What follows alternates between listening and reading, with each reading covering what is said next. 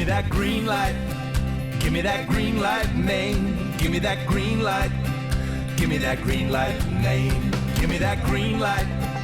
Give me that green light, Maine. Give me that green light.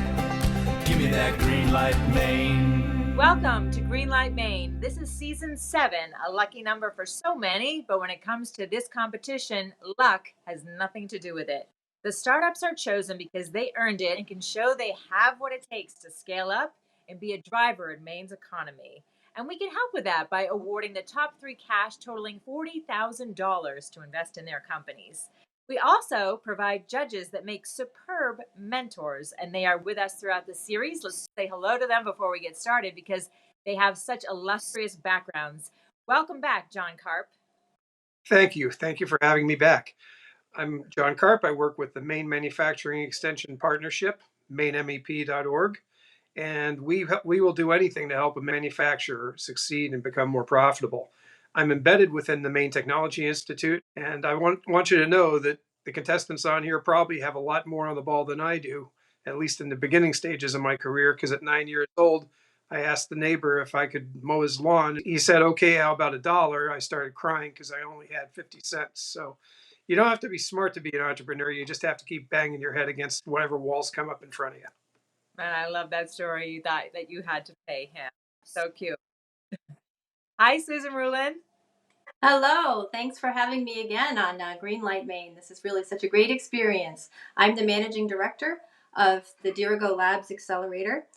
Before that, I had the great fortune to work with a talented team at the Maine Center for Entrepreneurs, managing the Top Gun Accelerator, which expanded to 5 locations across the state. I'm the granddaughter of the founder of Pine State Elevator Company, and I previously launched my own formal wear business. Awesome. So entrepreneurship is just in your blood. And finally, welcome Nat Henshaw. Hi, thanks for having me. I run CEI Ventures, which is a impact venture capital fund, part of Coastal Enterprises. I got my start in New York City with a Money Center Bank, their venture capital division. But while returning to get my MBA at Duke University in North Carolina, I worked for 2 firms down there, InterSouth Partners and Kitty Hawk Capital, and learned that there were other businesses that weren't on 128 or Silicon Valley or New York City, that there were deals in rural areas, and prompted me to make the rash decision to move to Maine and try to start a venture capital fund, which turned into a wonderful association with CEI and working with now 70 companies with venture capital investments in Maine. Thank you, Nat, and we're so lucky to have you, and Maine is lucky to have all of you. Our first pitch is from a company that will interest everyone because it deals with plastic pollution, especially in our waters. Let's watch Ocean Farm Supply. Hi, I'm Willie Leathers, an owner and co-founder of Ocean Farm Supply. Ocean Farm Supply strives to establish a new industry standard in plastic-free shellfish packaging. As oyster growers, we identified the need for new packaging options to minimize our waste stream and cut single-use plastics from our distribution chain. After a year of searching and prototyping materials, we partnered with a manufacturer in Austria to develop this new product, the Ocean Harvest Bag. With the founding of Ocean Farm Supply in 2020, we negotiated a distribution agreement for the exclusive rights to sell this product in North America. The Ocean Harvest Bag is a cellulose-based mesh woven from beechwood fibers. It is biodegradable and compostable. This new material offers an economically competitive and ecologically superior option as compared to the currently industry standard plastic onion bag or bait bag materials. The Ocean Harvest Bag mesh has been in use for 18 months. Our first trial partners are now regular customers. We have seen steady sales growth throughout 2021 with an average 10% increase month over month. Initial product testing and sales focused on our local community of growers, harvesters, and retailers in Maine and New England, but increased sales and marketing efforts have steadily brought customers from all regions of the U.S. Why Maine? Market and industry leverage. Building on the solid foundation that has been established through Maine branding, we are uniquely positioned to set the new standard in sustainable packaging options while leveraging the power of high-quality premium products in the Maine shellfish and seafood sectors. Geography. With a streamlined distribution chain, our product leaves the manufacturer in Austria, is loaded aboard a ship in Rotterdam, makes efficient passage to Portland, and is offloaded directly to us. What's next? Some customers would like the Ocean Harvest Bag Mesh to be available in pre-cut and crimped lengths to better match their current processing practices. We are testing crimping machines now to begin fulfilling these orders. Recognizing the importance of branding, some customers would like expanded color options to differentiate their products. We are working with the manufacturer to expand our line. In looking to replace the currently industry standard onion bag, we need to offer a uniformly sized and drawstring design bag. We are prototyping that now to bring to market in 2022. We've also looked at expanded markets by reaching out to local agricultural operations. How will we utilize the support of this funding? 30% will be invested in a machine to clip and crimp bags.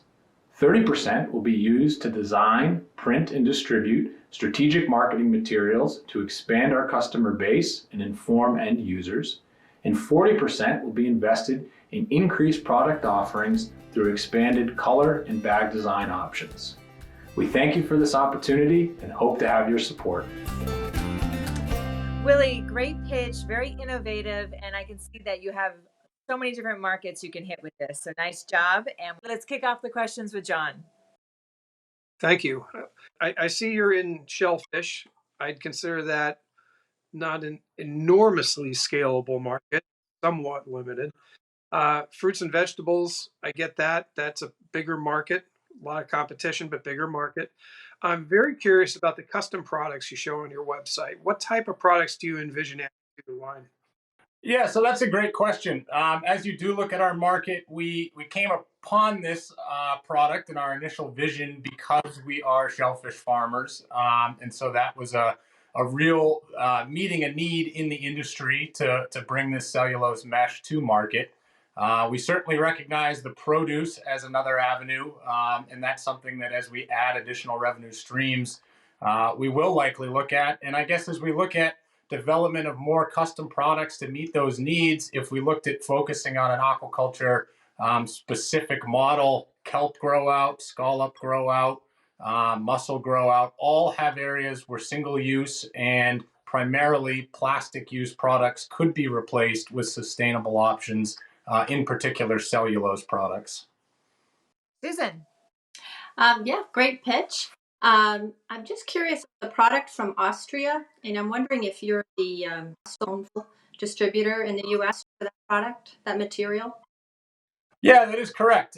We are. And so we spent the initial stage of building the foundation of this business once we looked around ourselves for products on the market to satisfy our own distribution needs and found out that we really couldn't source anything that met them. We found the producer in Austria. They currently use this product, a very similar, a lighter weight mesh for produce packaging all over the European Union. And we approached them about developing a product for shellfish packaging in particular. And in that negotiated the exclusive distribution rights for the US and Canada. Great, thank you.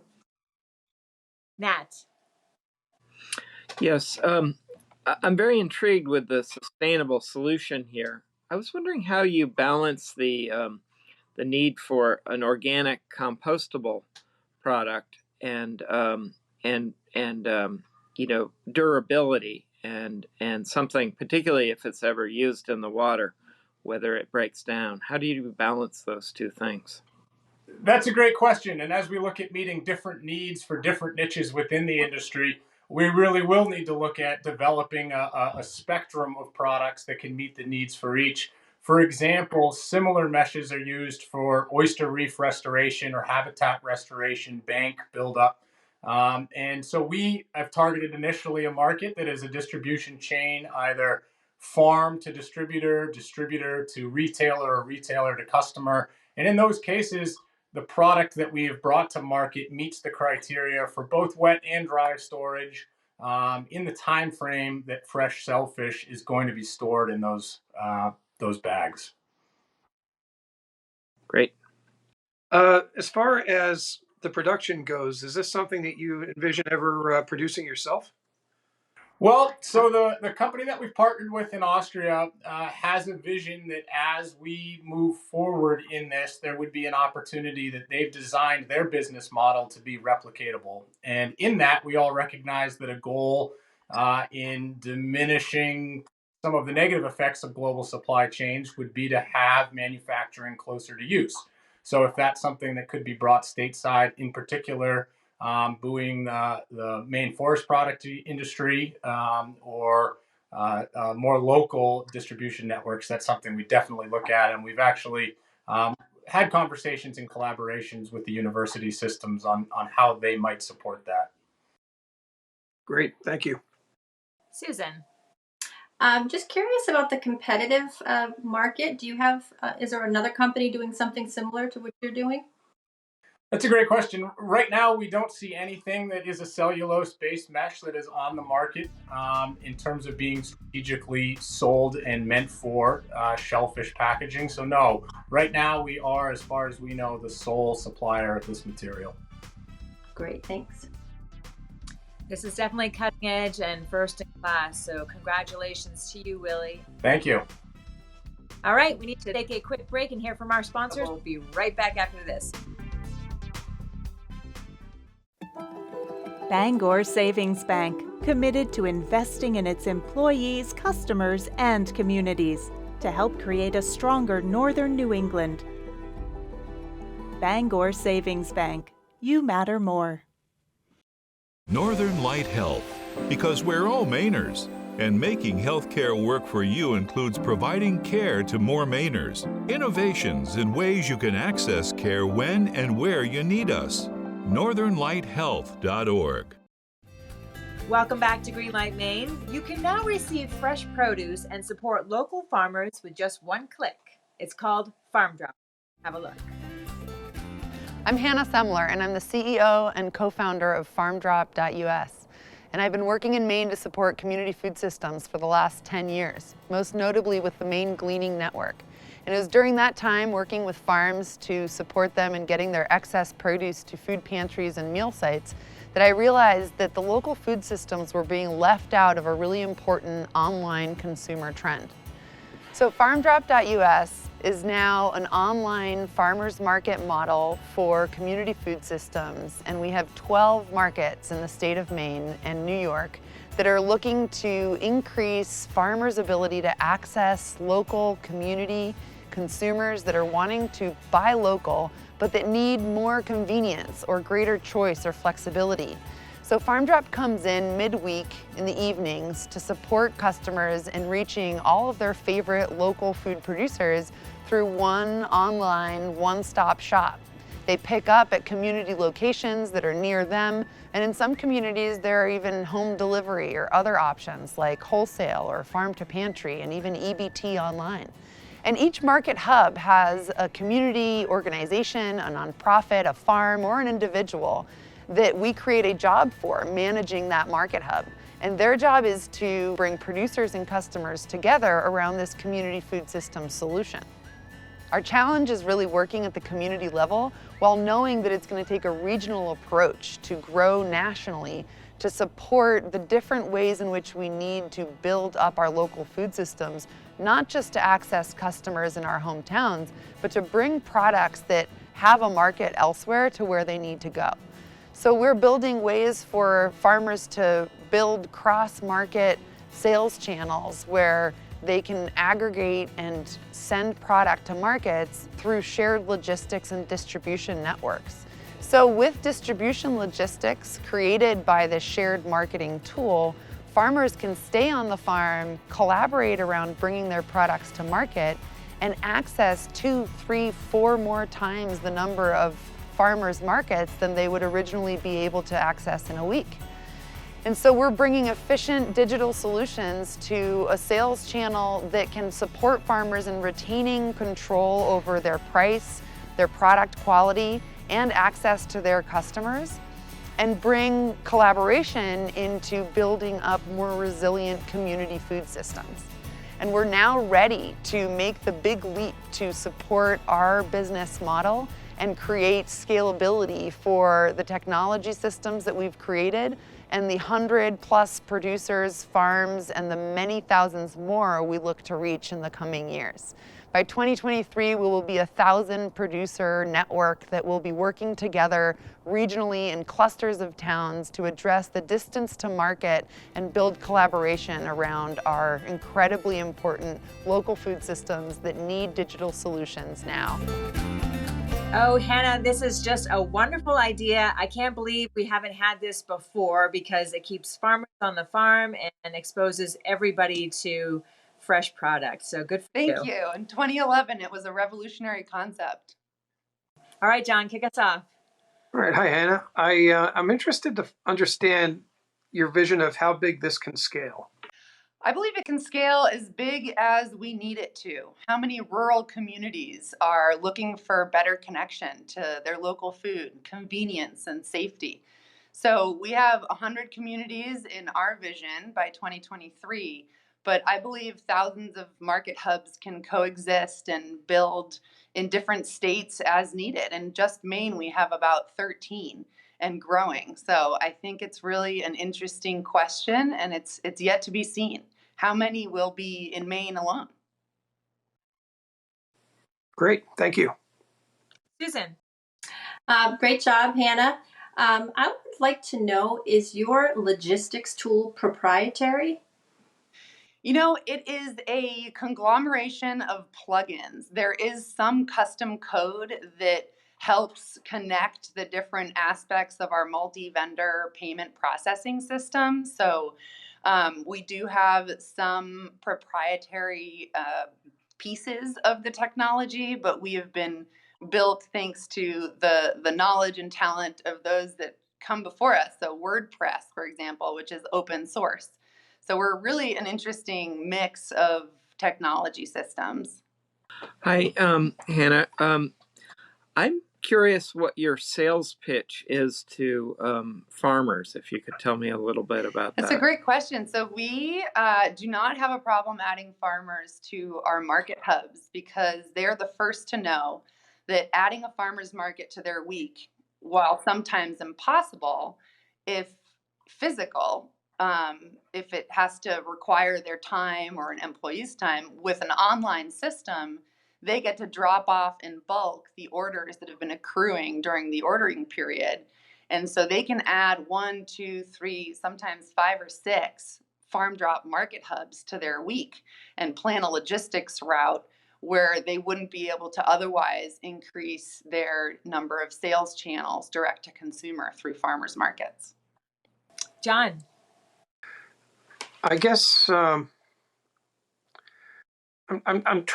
struggling with how you're going to actually manage the more distant markets, and let me clarify that.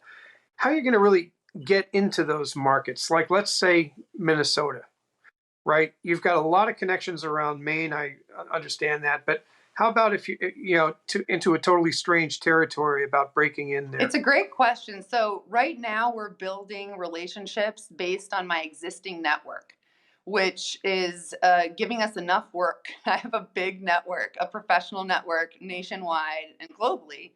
And so we're expanding to Tucson through that network. I'm here right now. And next are places like Santa Fe, where the former CEO of Cisco is hosting a dinner for me with local food entrepreneurs to be able to connect. So that is the way we are going to be building our network, is through an organic growth model where we build to 25, we reassess, we develop better systems, we create more robust technology, we grow to 30, we grow to 50 until we get to 100. And I think I have plenty of contacts to reach, but also people reach out to us every day. They find us on the internet and ask us if we can come to South Carolina or to Northern California. So at the moment, it's not a problem. I think we're more needing to make sure that our systems are robust enough to meet the demand. Great, thank you. All right, we got time for one quick question, Susan. Okay, what is the reorder rate for some of your customers? That is a great question. So most of our customers will order at least once every 2 weeks. So when we track those metrics, we see that there's about half the number of customers than there is the number of orders. And so within a month, that means that the customers are ordering twice a month. Well, congratulations, Hannah. You are well on your way. Enjoy Tucson. Thank you so much. It's a wonderful opportunity to be involved in local community food systems, and thanks for Greenlight. Perfect. All right, when we come back, our judges are going to deliberate, so don't go away.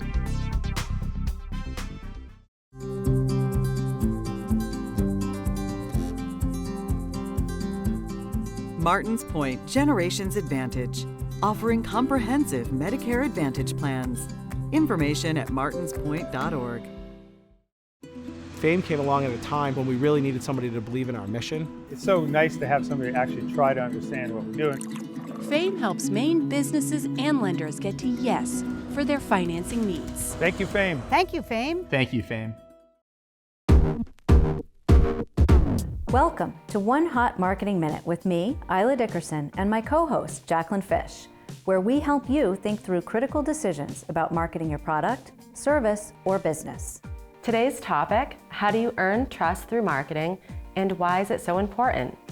Brand credibility is the sum total of brand presence, plus personality and reputation, which builds the foundation that will help your organization weather the test of time, rebound from setbacks, and shorten the sales cycles.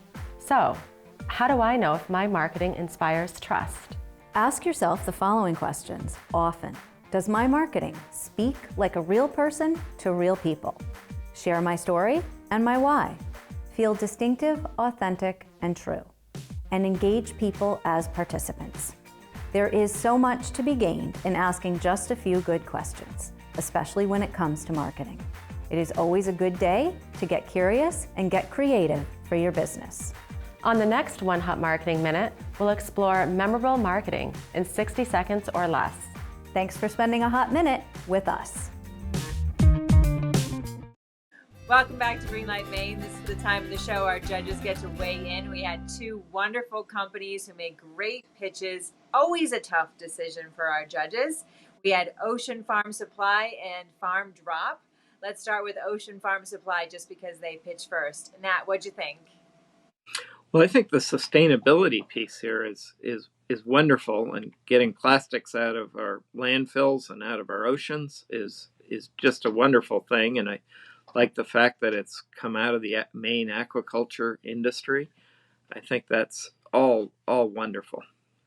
Absolutely. It's all about the aquaculture in Maine, and everybody wants to see that industry succeed. Okay, Susan. Yeah, I totally agree with Nat. And one of the things that I really liked is it felt very much like a customer-centered design, where this company is started by someone who's in the industry that needs the product. Perfect. John. Well, I agree with both the other judges. My concern, though, is with our scoring rubric, we look at jobs created in Maine. This material is not made in Maine. And so these are essentially brokers. So I'm not sure that I could give a high score for the potential jobs. On the other hand, they do have a partnership with what is apparently a very large company. Ocean Farm Supply states that company is the leader in this type of filament. So, taking that into account, there's a lot of pros for this one. Yeah, I mean, so interesting that you say that it's not made in Maine. Maybe down the road there could be potential for that. What do you think, Nat?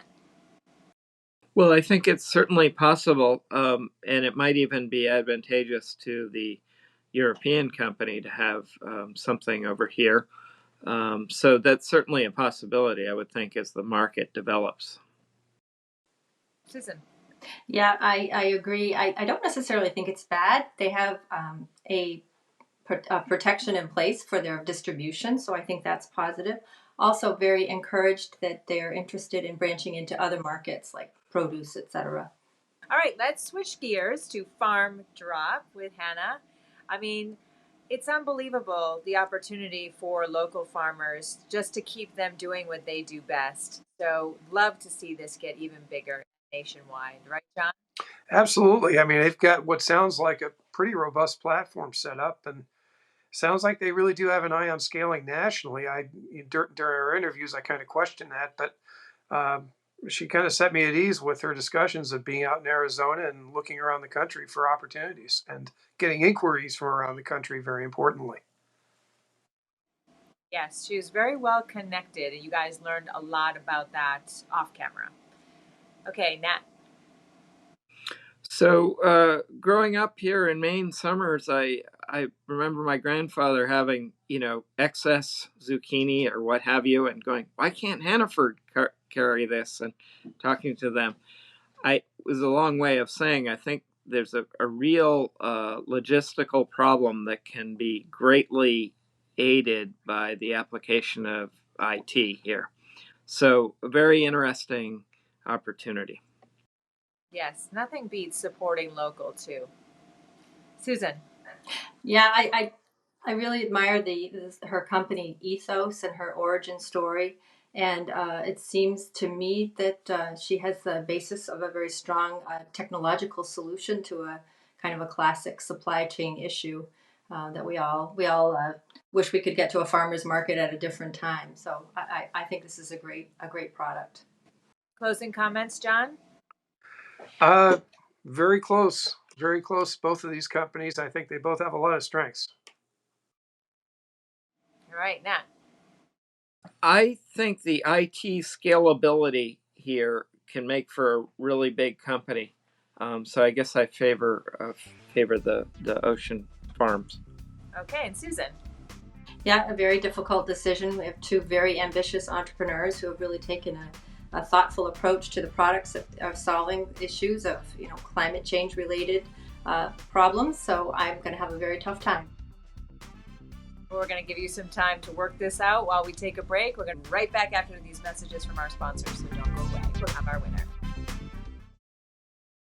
Albin, Randall, and Bennett, committed to providing accounting solutions to Greenlight Maine startups, working with businesses and organizations that operate locally and nationally. ARBCPA.com. Through their efforts to support Maine entrepreneurs who are growing our economy, Greenlight Maine is making our state a better place to start and operate a business. For these efforts and the creation of a robust entrepreneurial ecosystem, the Harold Alfond Institute for Business Innovation at Thomas College is proud to be a sponsor of Greenlight Maine.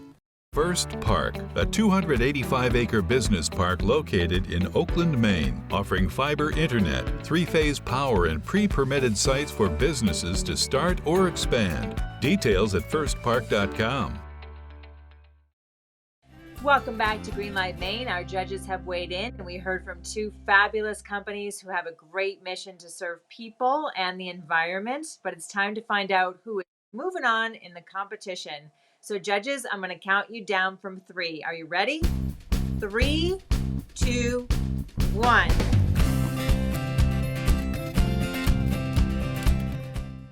And that means Farmdrop gets the green light, and we'll move on in the competition. Congratulations, Hannah. Thank you so much. Amazing. Go team. Thanks for being with us tonight. Just by tuning in each week, you are invested in our local economy, and these companies appreciate the support. Check us out on our social pages and keep the comments coming. We love them, and we'll see you next week. Have a great night. Greenlight Maine Productions appreciates the generous underwriters that support our mission to build strong businesses in Maine. Thank you.